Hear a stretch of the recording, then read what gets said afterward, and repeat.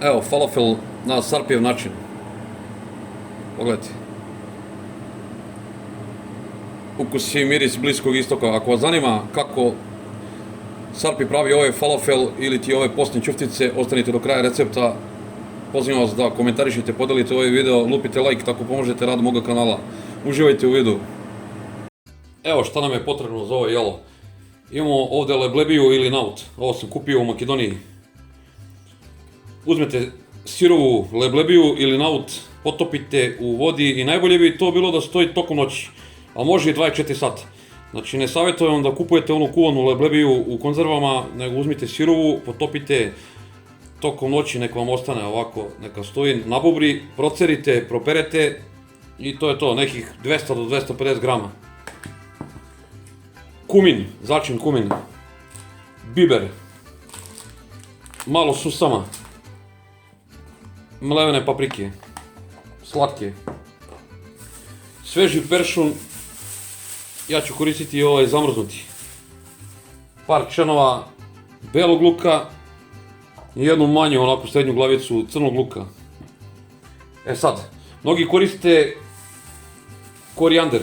Ja nemam korijander, pravo da vam kažem, nikad korijander nisam ni koristio, u principu za originalni recept ide korijander i peršun.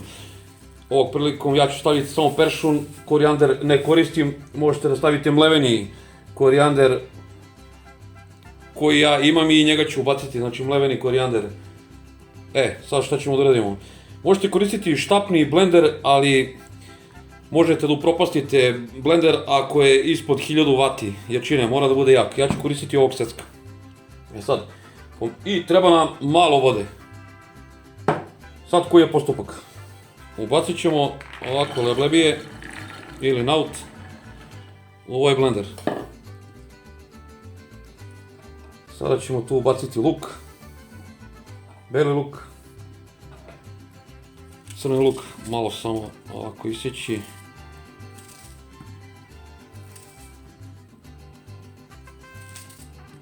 I ovo ćemo sve sad izblendirati. Evo da bacimo peršun. Ubacit ću samo ovaj peršun. Zato što ne koristimo korijander, zato ćemo ubaciti malo više peršuna. Ubacit ćemo jednu kašikicu soli. Ovako ravnu kašikicu. A radite to sve po ukusu, probajte. Ja sam ovo pravio više puta, tako da ja otprilike znam. Evo ovako, crni biber. Isto ovako, jedna kašikica. Paprika, jedna kašikica. Sad možete tu da ubacite i još neke začine, kao što je korijander. Sad ću ja da... Evo malo korijandera. Možete da ubacite i karija. Tako da je to sad ok, sad ćemo to sve da izblendiramo. Dodat ćemo malo vode, ne mnogo, i lagano ćemo to da blendiramo.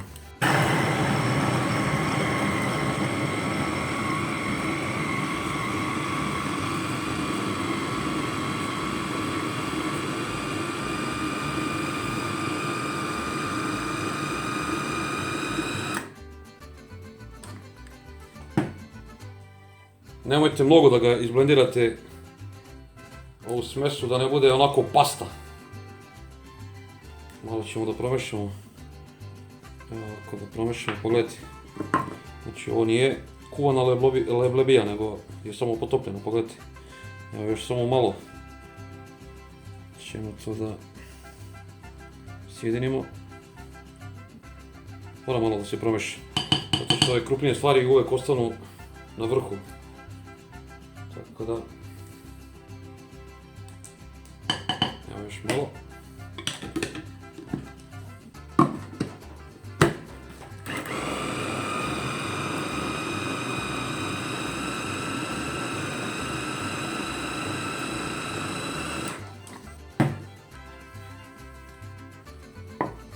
Kao što vidite, to treba da ima neku zrnastu strukturu, ne treba da bude onako izblendirano, da bude kao neka pasta. A pogledajte kako to izgleda. Sada ćemo to da izručimo u jednu posudu, kao što je ova. I da stavimo u frižider na jedno 20 minuta ili u zamrzivač na 10 minuta. Da se malo ohladi i onda će biti lakše za formiranje tih ćuftica. Sad ćemo to prebaciti ovdje sve.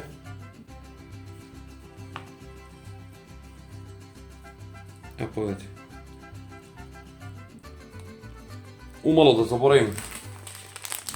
Susam nisam ubacio. Znači nije obavezno. Evo ovako. Ja volim susam. Tako da. Evo bacit ćemo susama. Ovo ne mora da se melje. Ali dobro. Evo nakon 10 minuta malo se stegnula ova smesa pošto sam žurio.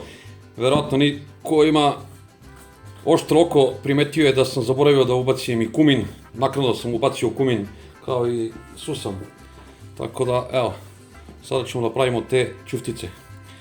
Za zdraviju varijantu, pošto to mora da se sprema u dubokom ulju. Znači nisam i to pomenuo ulje. Najbolje bi bilo ovako da formirate ove ćuftice, da poređate na pek papir i da pečete u rerni. A onda bi recept bio ovako, poređali bi po pek papiru i onda bi premazali odozgo sa maslinovim uljem. Ali pošto ćemo ove ćuftice, ovaj falafel da pečemo u dubokom ulju, znači ovako, formirate ćuftice jednu po jednu, pa ćemo da onda u nekoj posudi, nekoj šerpici pečemo ove posne ćuftice ili falafel. Ovo divno bliskoistočno jelo, tamo je kod njih ovo fast food, pa pogledajte što se tiče zdrave hrane, kako se mi hranimo ovdje, kako mi smeće junk food jedemo, mogu reći na zapadu, a šta se jede kod njih.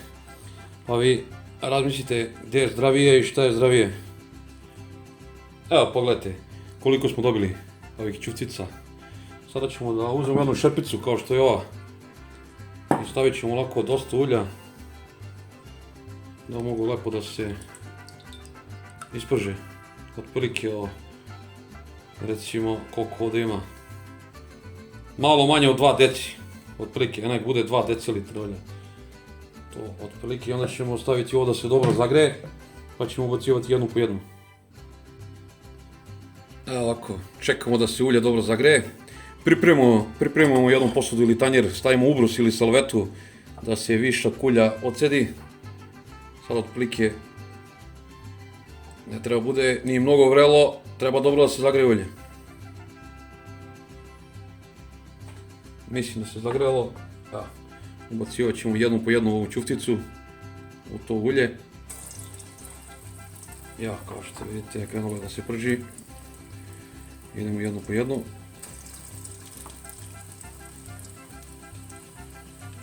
Imat ćemo neku kašiku da mogu da izvadim to. Par minuta se to prži, ne treba nešto mnogo. Vidjet ćete i sami, porumenut će lepo. Tako da nećemo ni da sad pretrpamo u ovo, da ne može da se okrene. Ostavit ću ovako, da uključim moj aspirator. Lagano, da dobije ovu rumenu boju. Nije to neka nauka.